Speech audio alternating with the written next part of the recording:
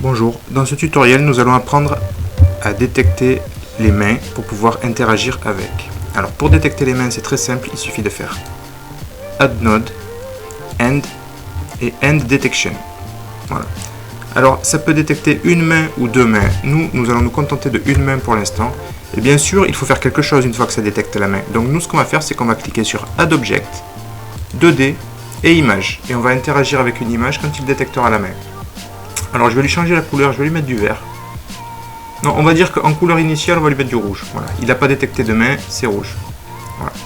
Et je vais faire un clic droit, je vais faire Set Color. Voilà. Donc les paramètres, c'est les mêmes que la dernière fois pour la détection des expressions du visage. Vous avez le Begin quand il commence à détecter. Vous avez le Stay quand il détecte en continu. Le End quand il a fini de détecter, c'est-à-dire quand la main est sortie de l'écran. Et le None tant qu'il n'y a pas de main. Voilà. Donc nous, on va lui dire que quand il nous détecte, déjà ça je vais le copier-coller parce qu'il va y avoir deux états. Donc quand il me détecte la main, je vais lui dire tu pars sur celui-là et tu me mets du vert. Voilà. Et quand tu ne me détectes plus de main, tu pars sur celui-là et tu me mets du rouge. On va faire un petit essai. Hop, il a détecté la main, c'est vert. Il ne détecte plus la main, c'est rouge. Il détecte la main, c'est vert. Il ne détecte plus la main, c'est rouge. Très bien. On pourrait peut-être faire quelque chose d'un peu plus intéressant. Ce qu'on va faire immédiatement. On va déplacer la position de l'image à chaque fois qu'il détecte la main. Donc on se met ici. J'ai cliqué droit sur Position, j'ai fait un Set Position. Je vais bien sûr lier les deux, hein, comme ça. Et en valeur, je vais lui mettre, par exemple, je vais changer la position du haut. Je vais lui mettre ça quand il détecte. Ou plutôt non, 0 quand il détecte. Voilà. Et donc copier-coller. Et quand il ne détecte pas, je vais lui dire qu'il déplace l'image vers le haut. Donc je vais lui dire... on va prendre une valeur qui est 356. Parfait, ça me va très bien. Et on remet à 0. Et là, la valeur, on la met ici à 356. Voilà. Donc, il détecte la main. La position est à 0. Il ne détecte plus la main. Il me met l'image en haut. Il détecte la main. Il me remet l'image en bas. Il ne détecte plus la main. Il me remet l'image en haut. Alors, on peut aller encore plus loin en lui disant de me changer la taille. Quand il ne détecte plus la main, on peut lui dire par exemple qu'il me change le scale des X à 2. C'est exactement ce qu'on va faire. Clic droit, Set Scale 2D. Voilà, ça c'est quand il ne détecte plus la main. On va lui dire, hop, on lit les deux. Et on va lui dire qu'il me le met à 3.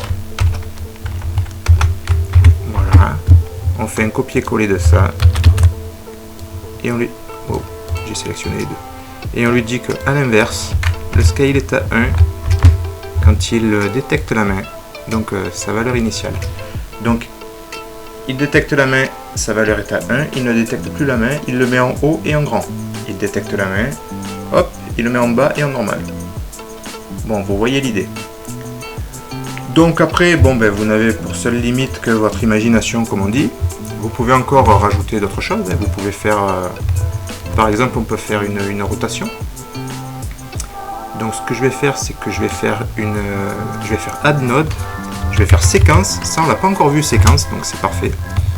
Donc une séquence, ça exécute les valeurs les unes à la suite des autres.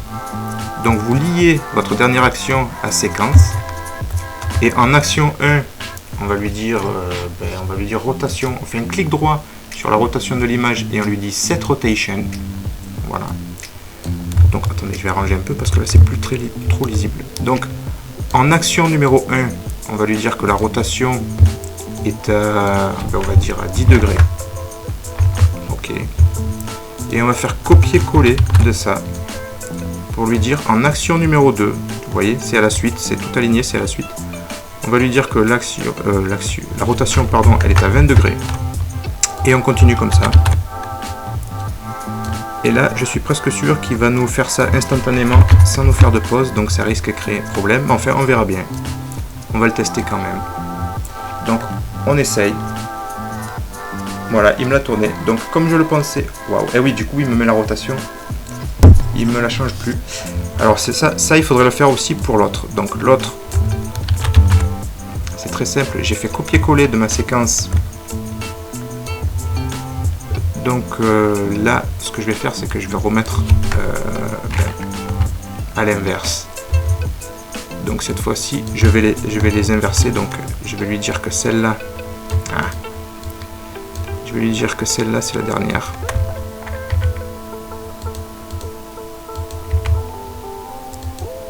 Ok. Celle-là, ce sera la première.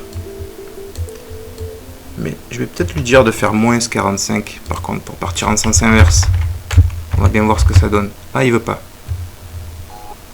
Alors ça c'est curieux, il veut pas partir à l'inverse. Donc on a appliqué 45 degrés. Ça fait 65, ça fait 75. Donc il faut réappliquer 360 moins 75 en 3 fois. Donc on va revenir en arrière.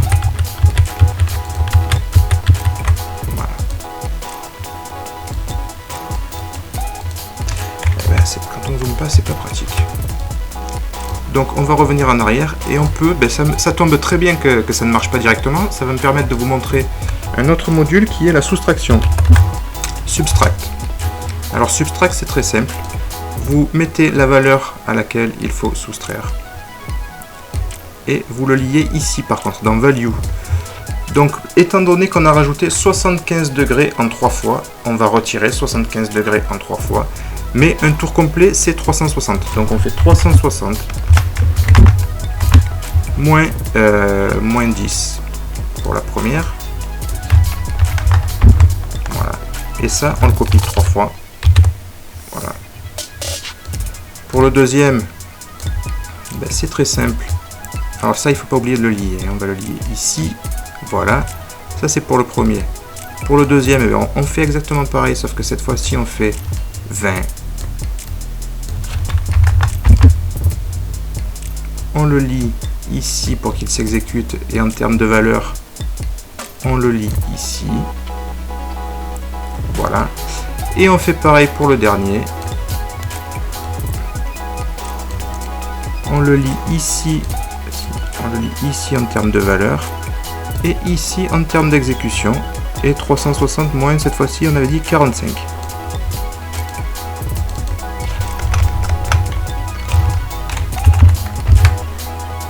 Voilà. Et bien évidemment, ça, on le lie à la séquence. On va voir du premier coup si ça marche ou pas. Ok, rotation. Eh bien, je suis parti dans le mauvais sens. Mais vous voyez l'idée. Mis à part le fait que je suis pas très bon en maths. Alors peut-être qu'en exécutant directement les 10, 40, non, je pense pas. Je pense qu'il faut faire directement... enfin bon, niveau mathématique, je suis pas très doué apparemment. Donc, bon, c'est pas très important. Voilà, c'est moi qui ai donné les mauvaises valeurs, donc c'est pas très important. Donc ce que je vais faire, c'est que je vais remettre... je vais tester 10 pour voir. Là, je vais tester... Je vais faire pareil. Je vais tester 20. Et là, pareil, je vais juste mettre 45. Juste pour voir. Voilà. Hop. Hop. Hop. Hop. Hop. Voilà, donc c'est pas très important de savoir quel est le bon nombre, tout ça. Enfin, je veux dire, oui, c'est important, mais je veux dire, vous faites ce que vous voulez, voilà. C'est pour le but de ce tuto, c'était pas ça le sujet. Donc après, vous pourrez le réajuster comme vous voudrez. Quoi qu'il en soit, l'idée de ce tuto, c'était d'appliquer la détection des mains, et voilà, vous savez maintenant le faire. Après, bon, il faut calculer les rotations en degrés, tout ça, et il faut pas se tromper sur les nombres. Voilà. J'espère que cette vidéo vous a plu, et je vous dis à bientôt dans un prochain tuto.